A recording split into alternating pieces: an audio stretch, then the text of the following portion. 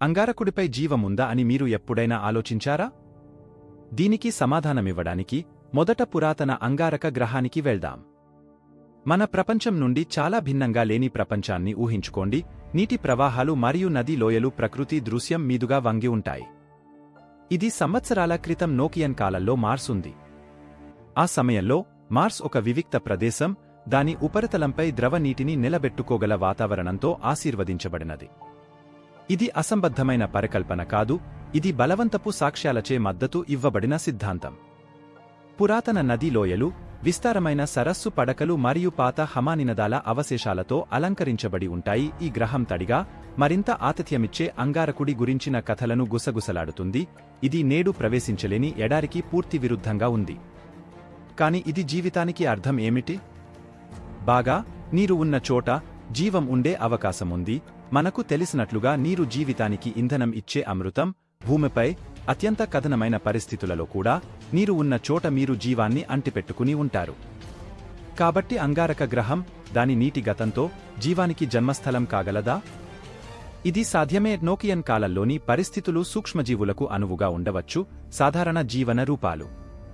ఈ Hardy life ఫారంలు విపరీతమైన వాతావరణంలో జీవించగలవు మరియు అవి పురాతన అంగారక గ్రహం యొక్క నీటిలో వృద్ధి చెందుతాయి. అయితే ఇది చాలా ముఖ్యం. ఒక గ్రహం అన్ని సరైన పరిస్థితులు, ద్రవ నీరు, స్థిరమైన వాతావరణం, సేంద్రియ సమ్మేళనాలను కూడా కలిగి ఉంటుంది మరియు ఇప్పటికీ అక్కడ జీవం ఉండదు. ఇది శాస్త్రవేత్తలు ఇప్పటికీ పరిష్కరించడానికి ప్రయత్నిస్తున్న ఒక పజిల్. ఈ కాలంలో జీవం ఉనికి గురించి ఊహాగానాలు మిగిలి ఉండగా, నీటి ఉనికి పురాతన అంగారక గ్రహాన్ని నివాసయోగ్యమైన పర్యావరణంగా మార్చింది. ఇది ఒక ఉత్తేజకరమైన ఆలోచన, కాదా? మన పొరుగు గ్రహం ఇప్పుడు ధూళి, గడ్డకట్టిన ఎడారి, ఒకప్పుడు జీవానికి నిలయంగా ఉండవచ్చనే ఆలోచన. ఇది నక్షత్రాలను చేరుకోవడానికి, విశాలమైన విశ్వ సామ్రాజ్యంలో సమాధానాలను కనుగొనడంలో మాకు సహాయపడే రహస్యం. తదుపరి అధ్యాయంలో మార్స్ మాతో ఉండండి. అంగారకుడి రహస్యాలను ఛేదించడానికి మేము మా ప్రయాణాన్ని కొనసాగిస్తున్నాము. పురాతన అంగారక గ్రహం నుండి మనం ఇప్పుడు మన దృష్టిని రెడ్ ప్లానెట్లో జీవం కోసం కొనసాగుతున్న అన్వేషణపైకి మరల్చాము. మార్స్ను అర్థం చేసుకోవాలనే మన తపన టెలిస్కోపిక్ ప్రోబ్స్తో 19వ శతాబ్దంలో ప్రారంభమైంది. గంభీరంగా ప్రారంభమైంది.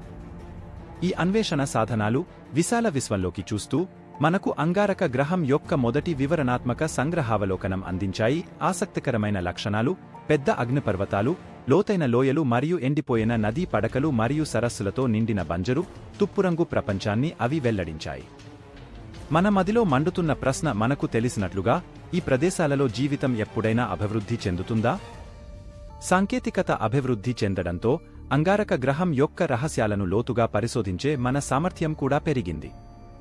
మేము మార్టిన్ ల్యాండ్స్కేప్ను అన్వేషించడానికి రోవర్లు మరియు ప్రోబ్లతో కూడిన ప్రతిష్టాత్మక మిషన్లను పంపాము. ఉత్సుకత, పట్టుదల మరియు అవకాశం వంటి అంశాలు ఈ సుదూరానికి మన కళ్ళు మరియు చేతులు మారాయి. ప్రపంచం.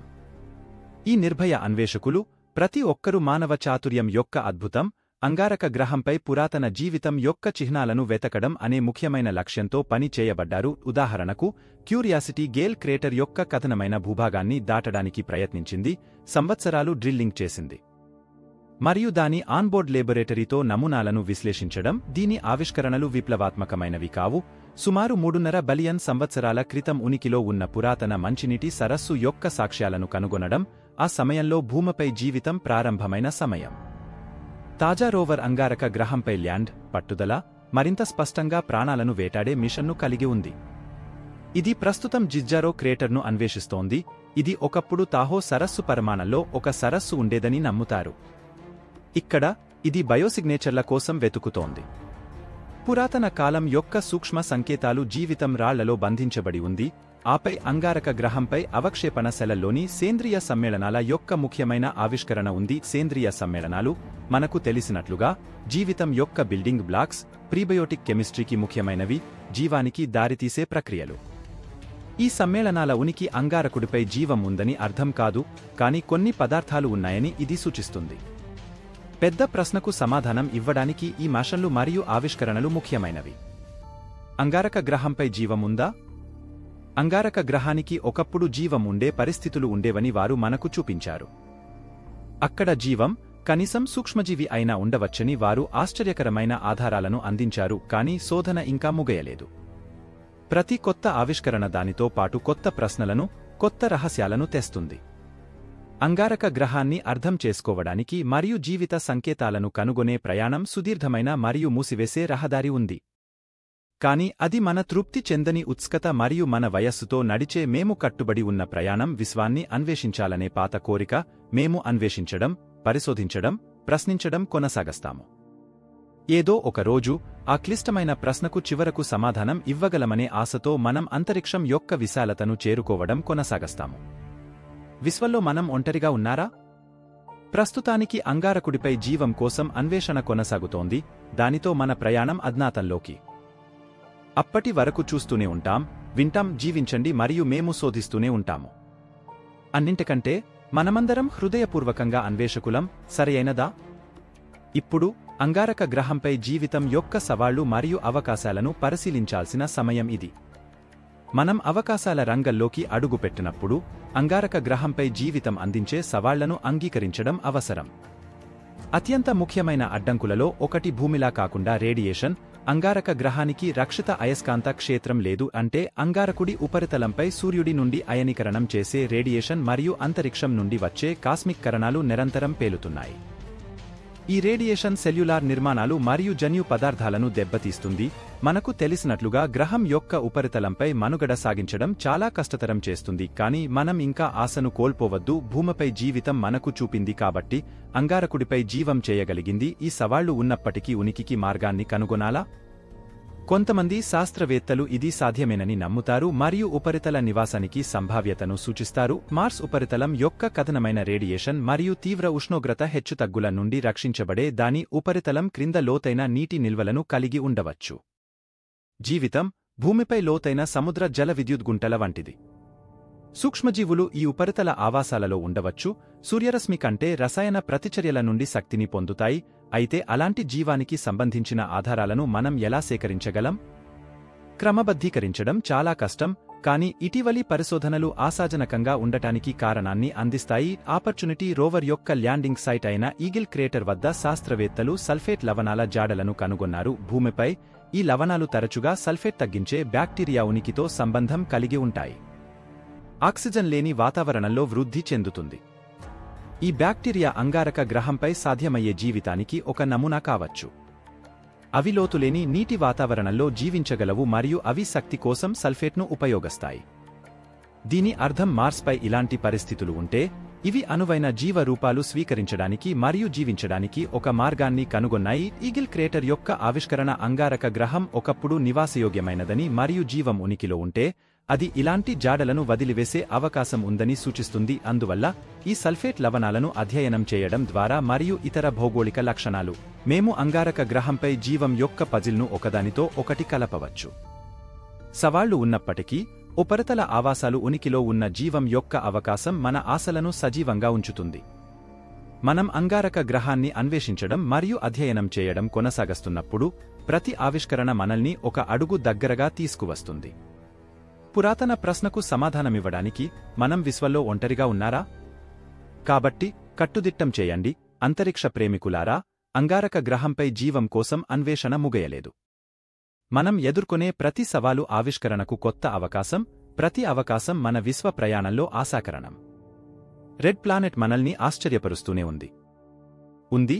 దాని రహస్యాలు బహిర్గతం కావడానికి వేచి ఉన్నాయి, దాని రహస్యాలు ఛేదించడానికి వేచి ఉన్నాయి. మన విశ్వ ప్రయాణం ముగసే సమయానికి మనం ఇప్పటివరకు కనుగొన్న వాటి గురించి ఆలోచించండి.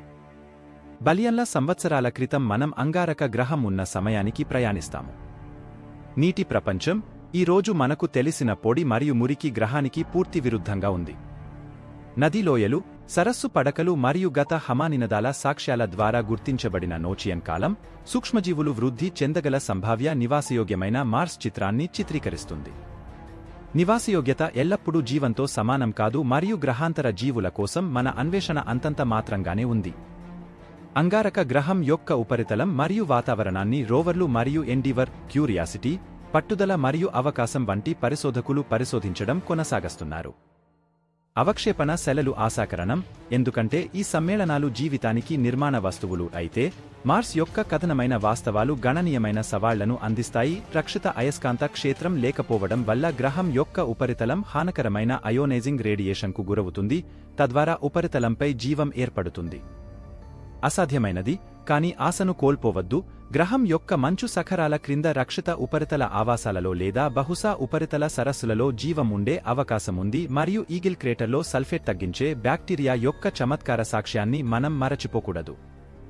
అంగారక గ్రహం ఒకప్పుడు నిస్సారమైన నీటికి మరియు సల్ఫేట్ లవణాలకు అనువుగా ఉండే ప్రదేశమని ఇది సూచిస్తుంది. అంగారకుడిపై జీవానికి సంబంధించిన ఖచ్చితమైన ఆధారాలు ఇంకా కనుగొనబడనప్పటికీ అన్వేషణ కొనసాగుతోంది. అంగారక గ్రహాన్ని ఖగోళ శాస్త్రవేత్తలకు ఆకర్షణీయమైన లక్ష్యంగా మార్చడం. మార్స్ గురించి మన అవగాహన, దాని గతం మరియు జీవితాన్ని ఆశ్రయించే దాని సామర్థ్యం నిరంతరం అభివృద్ధి చెందుతోంది. ప్రతి కొత్త ఆవిష్కరణ పాత ప్రశ్నకు సమాధానమివ్వడానికి మనల్ని ఒక అడుగు దగ్గరగా తీసుకువస్తుంది. విశ్వంలో మనం ఒంటరిగా ఉన్నామా? కాబట్టి అన్వేషించడం, ప్రశ్నించడం మరియు నేర్చుకుంటూనే ఉంటాం. మన అంతర్గ్రహ సాహసాల గురించి ఎప్పటికప్పుడు తెలుసుకోవడానికి లైక్ చేయడం, సబ్స్క్రైబ్ చేయడం మరియు నోటిఫికేషన్ బెల్ నొక్కడం మర్చిపోవద్దు. Check the description to watch the video in your language.